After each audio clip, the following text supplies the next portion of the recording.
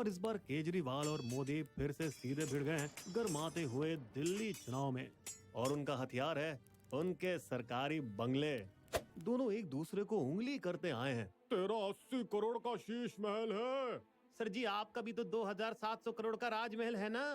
वाह भाई, एक शेर तो दूसरा सवा शेर। लेकिन ये कोई नई बात नहीं है। और भी कई मुख्यमंत्री रहे हैं देश में जिन्होंने आलीशान बंगले बनवाने में कोई कसर नहीं छोड़ी। दरअसल ये सारा बवाल दिल्ली में तब शुरू हुआ जब कैग, जो सरकारों के हिसाब किताब की जांच करती है, उसकी एक रिपोर्ट लीक हुई जिसमें ये पता चला कि मरम्मत के बाद दिल्ली के पूर्व सीएम का ऑफिशियल बंगला, जो 6 फ्लैग स्टाफ रोड पर है, किसी आम आदमी का नहीं था, बल्कि किसी महाराजा के लिए बनाया गया खास दरबार था।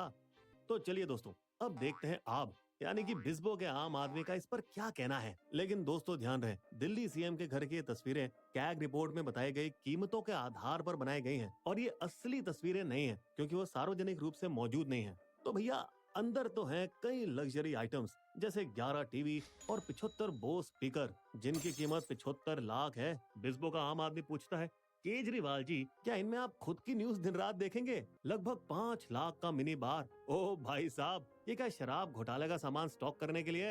3 लाख का फ्रिज। बाप रे, इसमें क्या कोल्ड ड्रिंक रखते थे या जनता को किए गए ठंडे वादे? 39 लाख का किचन सेटअप। क्या ये पूरी आपकी सेना को रोजाना दावत देने के लिए था? 2 स्टीम ओवन 6.5 लाख के, जैसे कि एक कम पड़ा था सारे कंट्रोवर्सी को पकाने के लिए। 16 लाख के कालीन, ताकि हमारे सीएम साहब रेशम पर चलते हुए आम आदमी के दर्द का एहसास कर सके।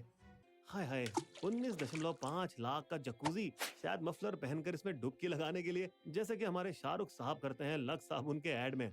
और क्या आपके सारे नेता यहाँ दिन रात झपकी लेने आया करते थे? 13 लाख के 10 बेड और सोफों पर, जबकि फ्लोर टाइल्स की कीमत 5.5 लाख से बढ़कर 14 लाख हो गई। मंजे इतनी पॉलिश लगाई कि हमारे सीएम साहब अपनी उसमें छवि चमका सकें। आखिर में 96 लाख के पर्दे। यार, क्या ये खिड़कियां ढकने के लिए थे या हम जैसे टैक्स पेयरों से ये महंगी सच्चाई छिपाने के लिए? दोस्तों, ये सब तो देख के लगता है कि केजरीवाल जी की पक्का हो गई बल्ले बल्ले। लेकिन कैग की रिपोर्ट के मुताबिक घपला तो और काफी था, क्योंकि 2020 में बंगले की मरम्मत पर 7 करोड़ खर्च होने वाले थे, पर काम पूरा होते होते 33 करोड़ हो गए, यानी कि 342% ज्यादा। हालांकि ये हमारी बीजेपी के 75 से 80 करोड़ के दावों से तो कमी है। और वैसे जो बीजेपी ने कहा कि अंदर गोल्डन टॉयलेट है, वो दरअसल गलत था, क्योंकि कैग की रिपोर्ट में इसका जिक्र नहीं है। फिर बजट बढ़ा किस लिए? इसकी वजह थी क्योंकि ढंग से दस्तावेज नहीं रखे गए, जल्दबाजी में कॉन्ट्रैक्टर चुने गए, एरिया 36% तक बढ़ाया गया, महंगा मटेरियल का इस्तेमाल किया गया, जिसमें 1.4 करोड़ का एक्स्ट्रा खर्च हुआ। कैग की जांच दरअसल 2 साल पहले शुरू हुई थी, जब बीजेपी नहीं बल्कि कांग्रेस नेता अजय माकन ने यह मामला एलजी के सामने उठाया था, जिसने गृह मंत्रालय को उंगली की और उसने कैग को जिम्मा सौंप दिया। लेकिन दोस्तों, ये तो जाहिर है कि हमारे चालाक अमित शाह जी ने पक्का इस शीश महल घोटाले पर दांव लगाया होगा और उन्होंने ही चुनाव से ठीक पहले रिपोर्ट लीक करवाई होगी। जैसे 2024 के लोकसभा चुनाव से पहले केजरीवाल जी की शराब घोटाले में गिरफ्तारी हुई, जिस वजह से आपको दिल्ली में एक भी सीट नहीं मिली। लेकिन उस घोटाले का असर जनता पर फीका हो गया वैसे, खासकर सभी आप नेताओं को उस केस में जमानत मिलने के बाद। हालांकि हमेशा की तरह आप भी खुलकर लड़ रही है।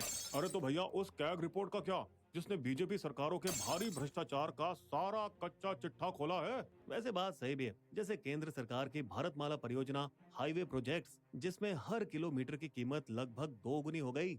वहीं एमपी में आ जाइए तो take home ration THR scheme में 428 करोड़ का घोटाला पकड़ा गया, जिसमें नकली लाभार्थी सामने आए थे।